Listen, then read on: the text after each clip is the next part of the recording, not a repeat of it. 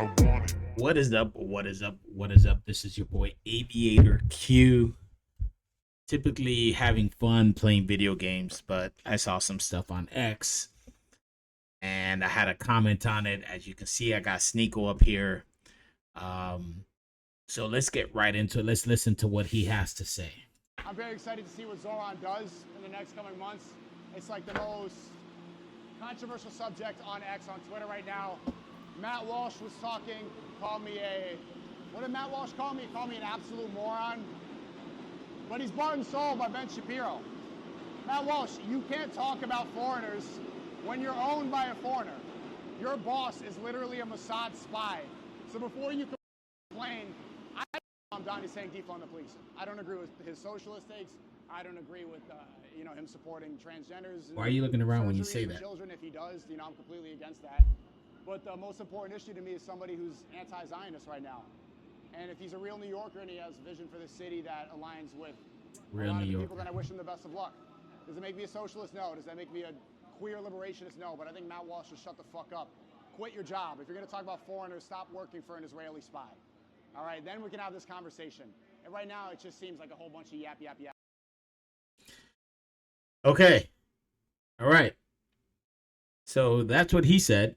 If you haven't checked out Matt Walsh's response, go ahead and check that out. It was absolutely amazing. It was awesome. And he doesn't need any defense. The man is a very capable human being. He could defend himself. And yeah, I gotta say that it's an absolute ridiculous statement Sneako is making. But if he's doing it to get the likes, to get the hits, hey, more power to him. But let's get real, Sneako. He's an internet personality with an audience of millions. He just endorsed Zohran Mamdani, and I hope I'm saying that correctly, to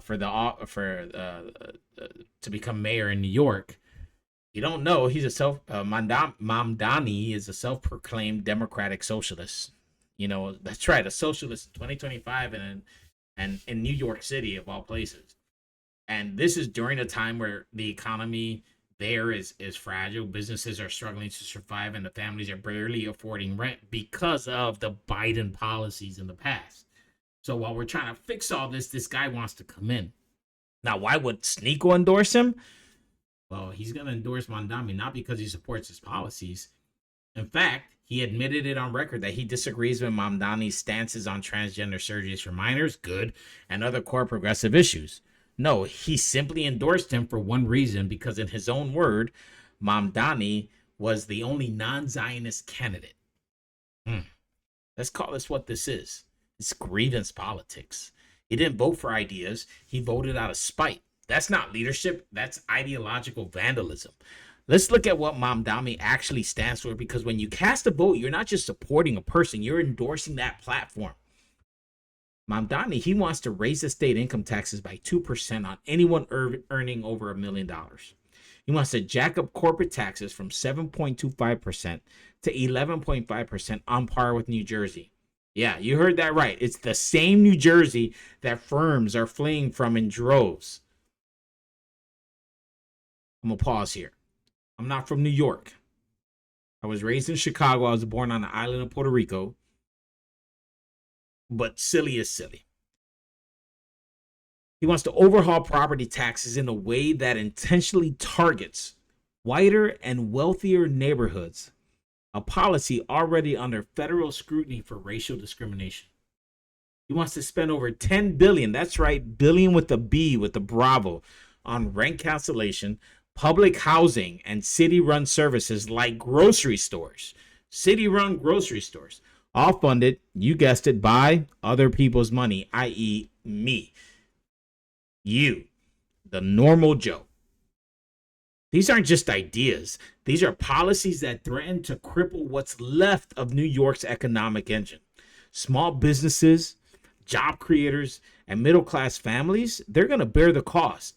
The wealthy are going to leave. The tax base will shrink, and New York will repeat the same death spiral that drove Detroit into bankruptcy decades ago. Now let's go back to Sneako.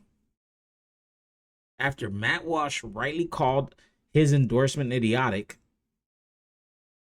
what happened? Sneako lashes out. not with a counter argument, but with a conspiracy theory. He called Matt's boss, Ben Shapiro, literally a Mossad spy.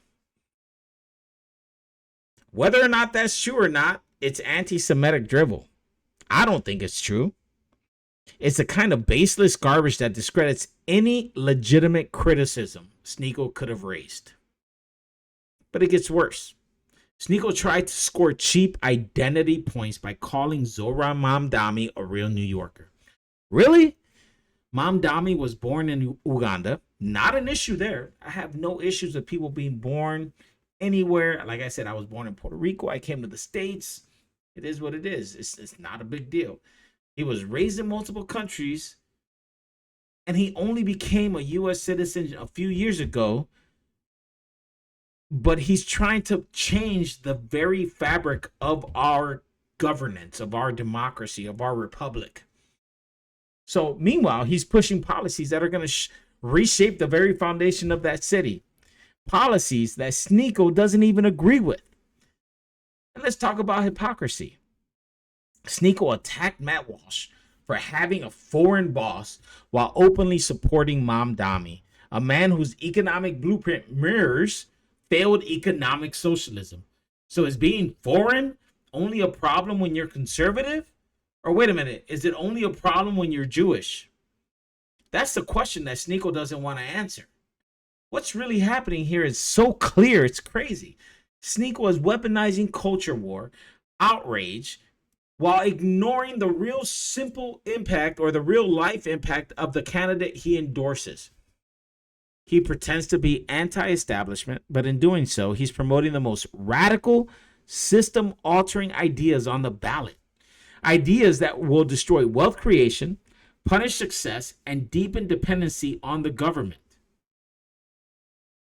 He's also endorsing those very same things he openly disagrees with. That's not rebellion. That's regression. And let's be honest, Sneako isn't even standing on principle. He said it himself. I don't agree with Mamdani's views, but at least he's not a Zionist. Yo, that's not policy analysis. That's prejudice. That's not how serious people vote. In the end, this isn't about Sneako being misinformed. It's about him choosing tribalism over truth for clicks. That's it. To garner attention, maybe. Emotional grandstanding over practical governance. That's what this is about. He thinks he's being bold, but there's nothing brave about throwing gasoline on a fire just because you don't like the person that's standing next to it. This isn't bold conviction. It's hollow posturing, wrapped in hypocrisy, and it deserves to be exposed. Now, Matt Walsh, continue doing what you're doing. Love your show. You don't need anyone to defend you. But even I, a kid raised in Chicago, can see through this crap, can see through this garbage. And I want you to know that this idiot doesn't speak for anybody, or everybody, I should say, from the inner city. While I wish Sneako the best, and I hope that he comes to the realization that his viewpoints and his vote matters to the degree that he should not vote for someone even though you are against most of his policies, I know that this message is going to resonate even greater than what he spewed out on his platform. This is your boy Aviator Q. I'm signing off. Take care. God bless you. And remember, take care of yourselves, each other, and your families. I want it. I need it.